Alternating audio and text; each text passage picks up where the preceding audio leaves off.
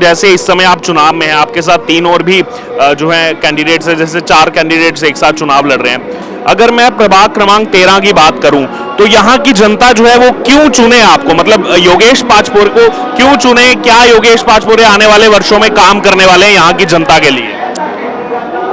क्यों चुनना चाहिए? एक तो युवा हूँ मैं, और यहाँ के जो बेसिक जो समस्या है, कॉमन जो समस्या है, गटर नाली के अलावा भी बहुत सारी जो समस्या होती है, रोड लाइट के अलावा भी जो समस्या है, एजुकेशन है, हेल्थ पर है, उस पर मेरा सतत काम है। बच्चों के एजुकेशन सिस्टम सुधारने से लेके और जो उनको जो सुविधा मिलती है केंद्र से आती है, महाराष्ट्र प्रदेश से जो आती है, वो पहुंचाने का काम मैं करता हूँ। कामगार कल्याण के मैंने 2200 फॉर्म भरे, जिससे 2200 फॉर्म में कम से कम 2200 विद्यार्थियों को उसमें स्कॉलरशिप मिलेगी, उनको इंश्योरेंस मिलेगा, बहुत सारी चीज़ें और मिलेगी।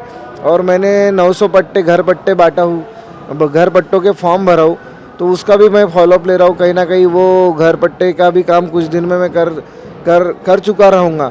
तो मैं बेसिक चीज़ों पे ज़्यादा ध्यान दे रहा हूँ कि घर हो जाए, अच्छी शिक्षा मिले बच्चों को, घर में किसी को रोज़गार मिले, तो रोज़गार पे भी मैं बहुत सारा काम कर रहा हूँ। और मैंने खुद सीएम फंड से कुछ 40 से 45 लोगों के मैंने कुछ सीएम फंड से लोगों के ऑपरेशन करा चुका हूँ, उसको सीएम साहब की मदद दिला चुका हूँ। तो मैं कहीं ना कहीं बहुत सारे काम में पब्लिक के आ रहा हूँ और जनता के साथ कहीं ना कहीं मैं जुड़ा हूँ और ग्राउंड लेवल पे जुड़ा, और जनता का आशीर्वाद मुझे मिलेगा, ऐसा मुझे लगता है। तो केवल मतलब प्रभाग क्रमांक 13 ही नहीं बल्कि जितना भी नागपुर है, जैसे आप जो कह रहे हैं, अगर उन तक आवाज़ पहुंचेगी तो मतलब उनको कोई भी समस्या होगी तो आपकी बातचीत सीधे है सीएम कार्यालय तक, ऐसा माना जाए?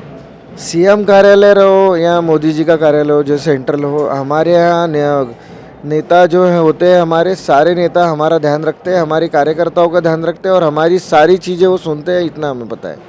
तो विश्वास है यहाँ की जनता जो है केवल आपको नहीं, जो आपके साथ तीन और हैं उनको भी जिता करके भेजेगी?